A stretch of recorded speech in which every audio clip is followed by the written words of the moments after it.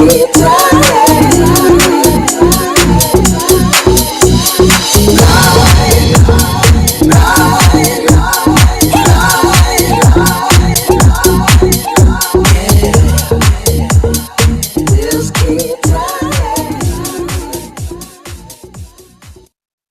Good morning and welcome back to the second hour of LoveBabz LoveTalk. Let me set the stage.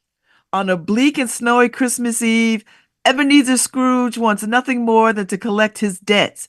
But when he is visited by a ghostly old friend, Scrooge must confront his own selfish ways and discover the true meaning of Christmas. Join Scrooge and the spirits of Christmas past, present, and future on the journey of redemption in a mesmerizing display of theatrical magic and wonder. A Christmas Carol, a ghost story of Christmas, presented by the Hartford stage. Welcome, y'all. I don't know about y'all, but I'm ready for Christmas. Are you ready for Christmas? Almost. Mute yourself, Rebecca. Almost. Listen, when you see a Christmas Carol come around, it signals Christmas. Like that is a universal signal for Christmas. And people still love this production. People still love going with their family, with their children, their grown children to see this production. What is the allure, Vanessa and Rebecca, about this story? Go ahead, Vanessa. Me? Okay. Well, I think what's so powerful about the story of A Christmas Carol is it is, as we keep saying, it is a redemption story. It's a story of facing your past and your present and really thinking about your future. And no matter what you may have done in the past, you always have, there's always room for forgiveness and there's always room for redemption. And I think that's something that is a constantly we need to remind each other constantly from now until the end of the world. So yeah. I think you're right. Rebecca, you say? I would agree completely with that. And then, I mean, just to plug the Hartford stage version of A Christmas Carol, I mean, this has been going on since 1998, I believe. This particular adaptation, Michael Wilson's adaptation, started in 1998, and I've been doing it for 2 decades, and I never get sick of it. And I was going to ask, how many times have y'all done this play, and in different adaptations by different directors who have a different vision for it at each wherever you go? Well, I've only done this adaptation, and it is my favorite adaptation. I've seen a lot of different versions. And I think the reason why I love it so much is that it brings everything to theater, right? You've got dance, you've got music, you've got song, you've got, and spectacle, in just the costume designs and the way that it's been, how he's brought this story to life. And I never tire of it. I just don't. I've done the show now. I can't remember if it's 20 years or 21. I'm forgetting. It's like my age. You forget how old you are. Like I've forgotten how long I've been in this show, but it's either 20 or 21 years, and I've done over 800 performances. And people ask me, how do you keep on doing this? And going back to what Vanessa says, you revisit it every year as a person that's a year older. Mm-hmm. So every year you come back to it, and it's addressing something new in your life. I started as a very young mother, and now I am a mother of 2 grown children. And how I relate to this story now is entirely different. And that's what I think makes it so special, is that families can come to the show and children see it in a particular way and adults see it in a particular way, and it grows with both of them, with all of them. And they can reflect on it every year from a different mindset. I mean, it really does usher in the holiday season. Mm-hmm. You know, I don't know any town that does not do this production in some form or fashion. You know, Vanessa, have you done this other places or is this your first time here? So I joined the cast in 2016. Um, I've played multiple different roles in this particular show before settling into Belle and Mrs. Fred. Um, I've auditioned for this show actually last year. I had an offer to do Christmas Carol down in Fayetteville, Arkansas, and theirs is completely different. It's the whole concept is um that the story grows out of this librarian reading the story to this child that's been abandoned at a library. And then all of the magic comes from the book. And for ours, I mean, the entire thing is just magic. Um, so yeah, it's really interesting how different people play it. Also, we've had different directors in this show that will pull out different parts of the story. Like there Hmm. were certain years where it was much more lighthearted. It was really funny. Like there were moments that we just like really, really played up. There was a lot more clowning going on. And then when Michael Wilson came back last year to remount it, he brought a lot of the darkness back. And Oh, it was just really interesting to remember in the Dickens world, just how dark and scary the world was when he was writing this play. like real life, like Yeah, right Yeah, now. yeah, yeah. So it's just yeah. So like do it you has think children everything. can do you, I mean, because this is an old play. Like this is done everywhere. And I like Vanessa that you said because I've seen iterations of the show where it's been very funny and you know, clownish, not clownish in a bad way, but just lighthearted. And I've seen it when it's been very, very, very, very, very, very dark, and you're like, ooh, you know. And I kind of fall somewhere in the middle. I like the balance of somewhere in the middle. But because this is always touted as a family or a children's story for children, like families could come and bring children. Do you think the heaviness, the darkness, is translatable to them? Do you think that they grasp it, or do they are they afraid? Or I mean, do you notice or pay attention to that? Well, I do think that some kids I mean, it can be spooky. You know, there are ghosts that come from all over the place and they glow and all of these things, you know, but there's also the other issue that it's a very safe space to be spooked. And I think that some kids actually enjoy that element to it. Now, I do believe in this show there is a suggested age limit because the noises can be very loud Okay. and all of Mhm. that. I'm not sure. Vanessa, do you know what the age limit is? It like or Eight, suggested? It's always a uh, suggested limit. eight It's and either up, 6 or 8. Yeah, yeah, yeah. Is it 8 and up? Yeah. 8 and up. Yeah. Um, for that reason. Mhm. But it is a very safe environment to be spooked that way. So And you have a sensory friendly performance mhm, built into this production, which mhm. I am just amazed by that. Tell me about that. Oh, it's wonderful. It's Yeah. wonderful. They do everything they can to make it a comfortable space for those people who have extra sensory needs, and they'll keep the house lights up. They'll quiet the music some so it's not quite so loud. They also have two people on either side of the stage that will raise lanterns when something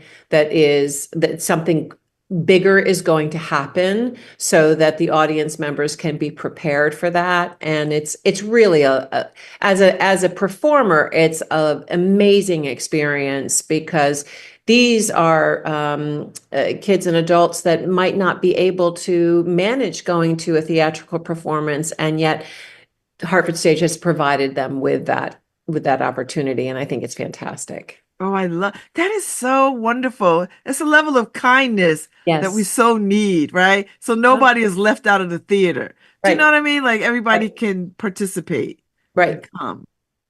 Now, this is a very long run, I think, from November 23rd, which is just a few days, That's a couple through days. December 29th. I Mhm. mean, has it always been this long? And do you like it this long? Well, there was one year. So I think what we have in us of 44 performances, I think. Mhm. There was one year where I was in it where I think there was over 60. So for me, this is a longer run than we usually have, but not the longest, you know. Okay. This is the Okay. first time that we've been doing previews before Thanksgiving. That is a new thing that they're trying out. And I think it's going well. I think the ticket sales are going well. Um, you know, do I love the long run? Yeah. I do. I love the show. I also love to perform.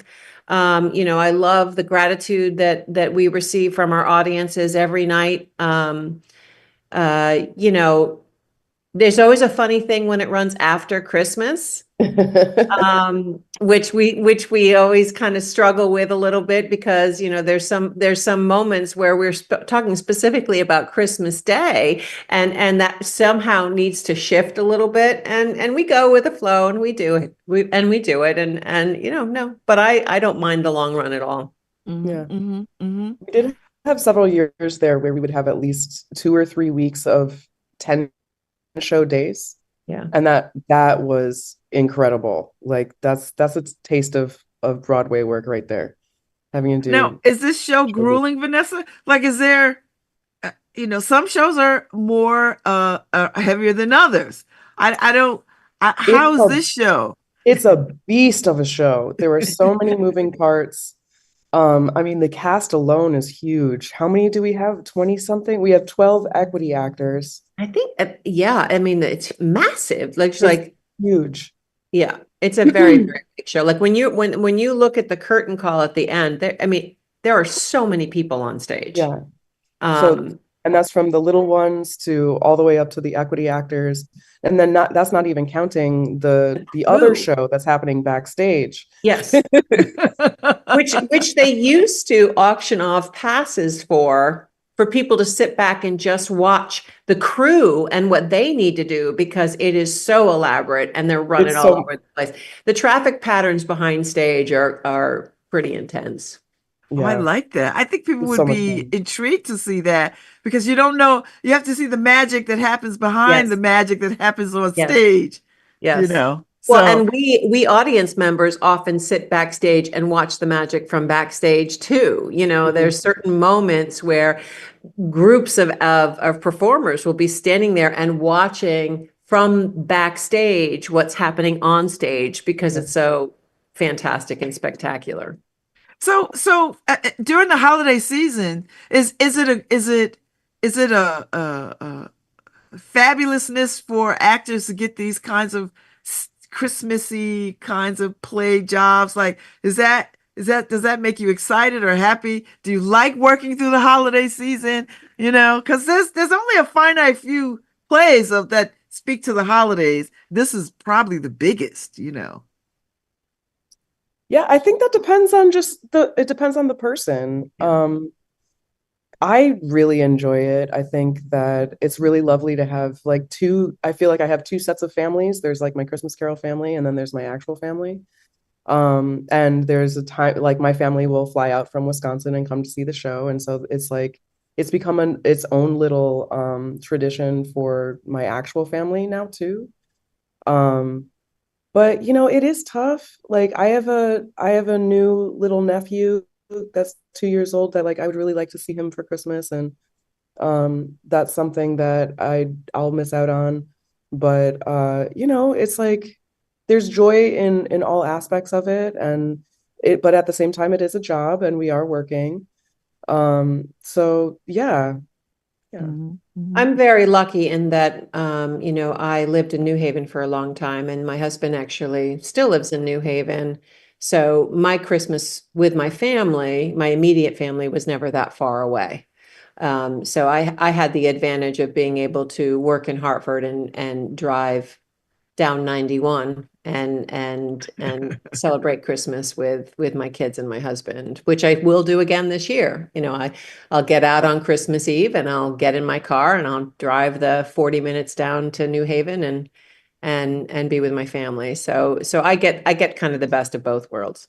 Oh, I love it. So, do you all go see this play in other places? Like, I know you have actor friends who are probably who have done this play or doing this play in other parts of the country and in the world. Do you go see this play when you're not in this play, or do you go see this play while you're in the play? And then are you critical? Do you take notes? Do you like, oh, that's interesting, or oh, we should I should think about that. I mean, do you go see this play in other places? I haven't had the I chance to. I haven't had the chance to Yeah. either. Yeah. It's funny, Bob Davis, who plays one of the solicitors in A Christmas Carol at Hartford Stage, his wife is now doing A Christmas Carol down at Trinity Rep. And I was thinking about that, like, are they going to be able to see each other in the show? Probably not, Yeah. because it's both running at the same time. Although I do think I think Trinity Rep might have a little bit of a break, so she could come watch him, but I don't think Bob can go watch her. So Mm, it's kind of a, I mean, if you're doing the show during Christmas, you're not going to be able to see another version of it. Yeah. wow. Wow. Okay, so I see the ticket prices are very economical. It sounds like they were very intentional about Yes. making these tickets affordable for this particular time of year because, people are Christmas shopping and Christmas dinners and Yep. Thanksgiving. And so, Yep. how does that do y'all think about that? Do y'all have conversations about that? Are y'all aware of that? Well, I appreciate it, because you want people to be able to have the experience. And this is a show that does, I think, reach out more to the masses, and the fact that more people are able to see it. The more people are able to see it, the better. And if Hartford Stage can scale the ticket prices to make that happen, love it. Hmm. And now, have y'all worked for Hartford Stage in other productions? Like, is Hartford Stage where where you consider home, or you do your most work? Um, well, I have done another show at Hartford Stage before. I think a few of us have. I have as Um, well. Yeah. yeah, but not everyone. So, and that's what makes the company of Christmas Carol really, really special is because that's the only time that people get to return. And they're pretty much guaranteed a job that year. So I did in 2016 Queens for a Year. That was one of the shows that opened the 2016 season, where I played a female Marine. Mm. Uh, it was a very heavy show, very, very heavy. We're gonna have to get you a musical or something light, Vanessa, because you see, I you love need the a heavy stuff. comedy. I love the heavy stuff. I know. I like the heavy stuff too. I'm with you. So, No, I so tell did. me, tell me about your actors' lives. Like, what do you do?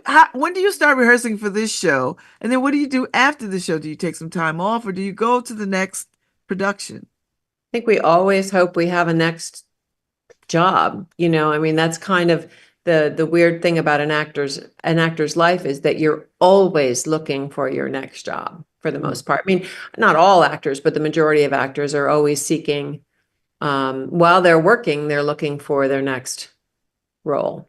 yeah, So Mm. it never stops. Hmm. yeah. And I so, think how long when did rehearsal start for this? Please don't tell me like September. It did? Yeah. No, no, no. last week of October is when we Yeah. started. Oh, Yeah. okay.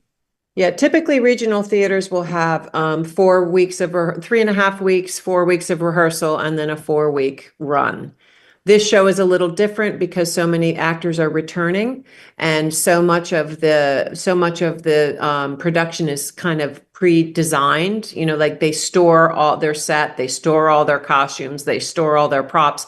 So all they need to do is pull it out. They're not rebuilding everything. Yeah. So that gives them the ability to truncate the rehearsal process to some degree. Now, is it comforting to have done a show as many times as you have done this show and to come back to the show? Does it feel like it doesn't feel like you're starting from scratch. Does it feel like, you know what, I could just step right into this role? Kind of, kind of, Yeah. but I appreciate the tweaks that happen. You know, like Vanessa was talking about earlier in the show, how a new director will bring different insight or want to focus on different things. And you know, it's one of those interesting things that happens is that when you get adjusted to doing a certain pattern, you know, the work that it takes to undo that pattern and come back with a new line of thought can sometimes be a challenge, but it's a challenge that is welcome Mm, mm. because it just brings a different insight into the role and into the character and into the story. I like I like that.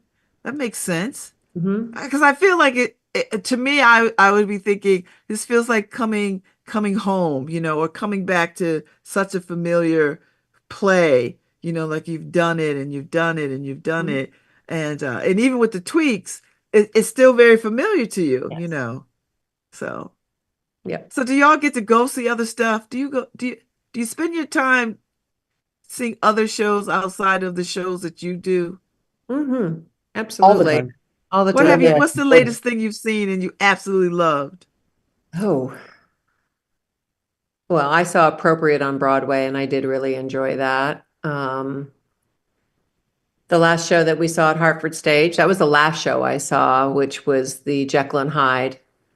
Oh, yeah. Yeah, yeah, that was fun. Gosh, I don't know. I mean, I love going to the theater. You know, I just love going to the theater.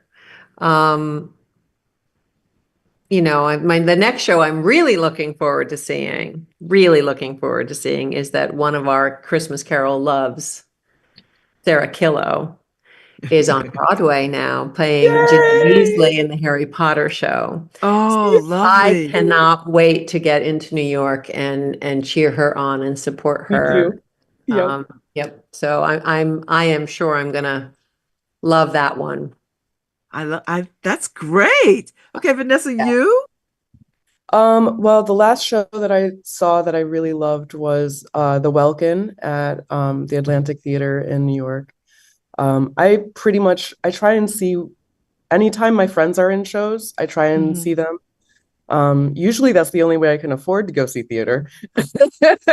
But yeah, every once in a while, my husband and I will splurge on something because it's just a favorite play of mine or certain actors that we really love are in it. So yeah, Welkin, I also saw Appropriate, which was really good. Hmm, yeah, and So I think so I that's the gotta last time I've been able to see theater. I gotta ask you because the pandemic really um gave us a behind the scenes look at theater and uh and the and how necessary it was to have theater.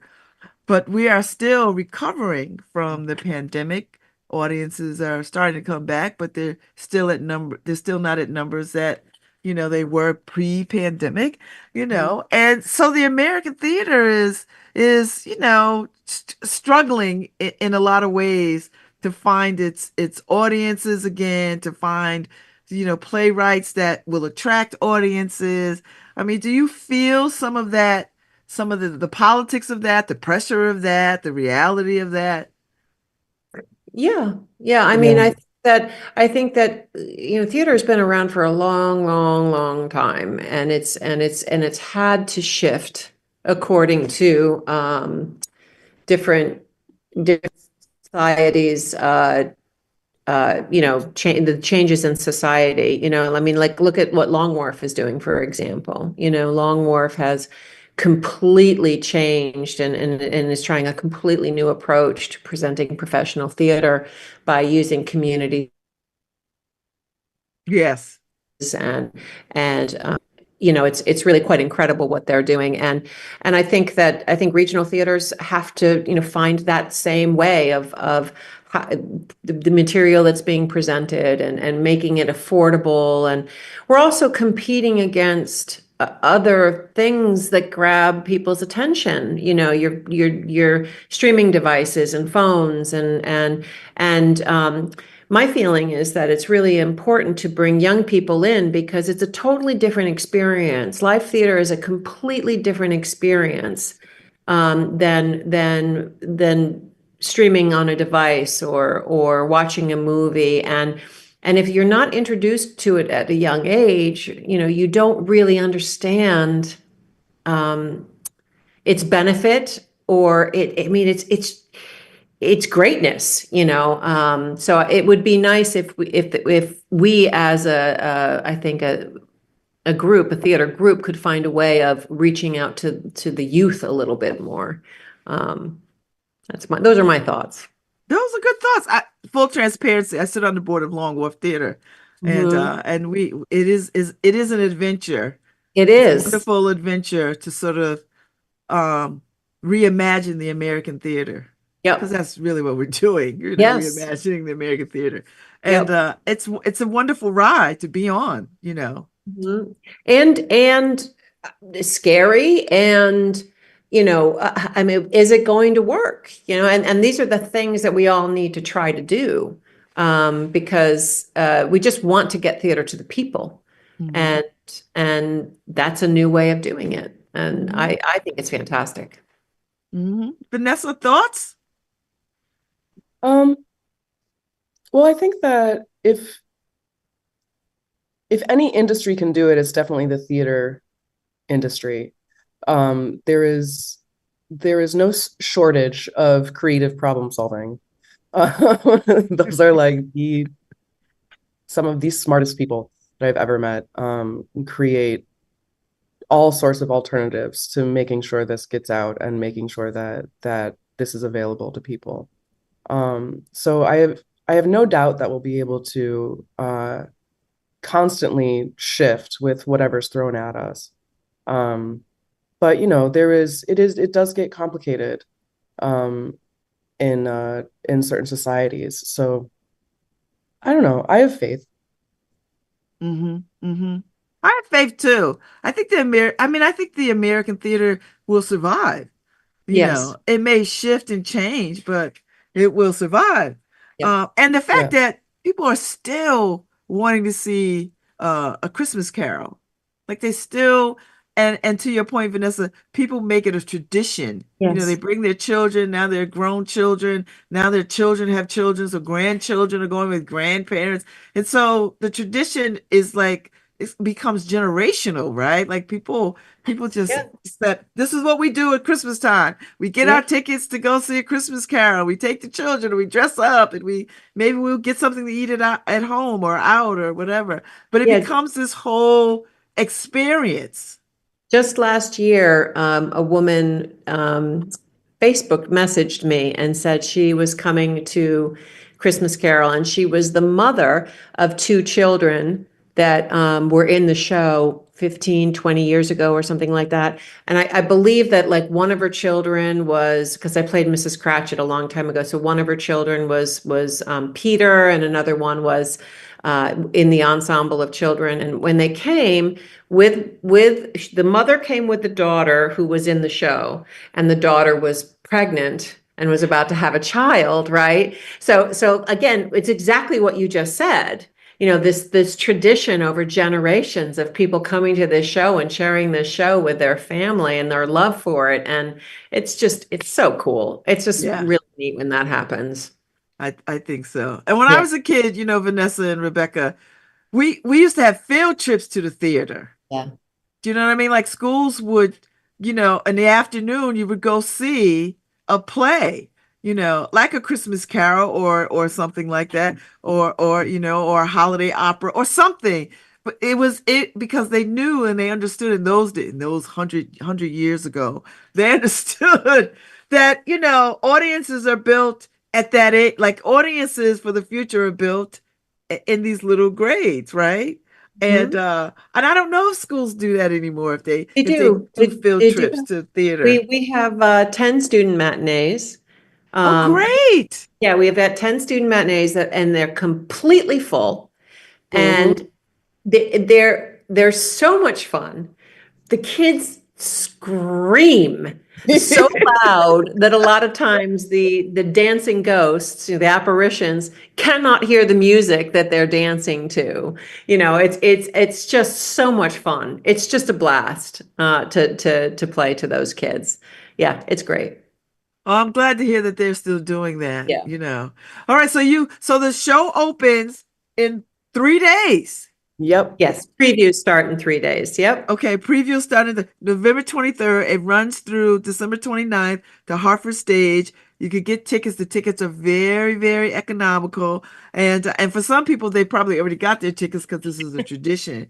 But you want new audiences. And I would imagine, Vanessa, because I'm assuming you're a woman of color. You look like a woman of color. Yeah. That these plays are starting to sort of have more folks of color that attract audiences of color because they see themselves as part of the of this experience. Do you see that, or do you That's feel the that, hope. or Yeah. that's the hope? I do.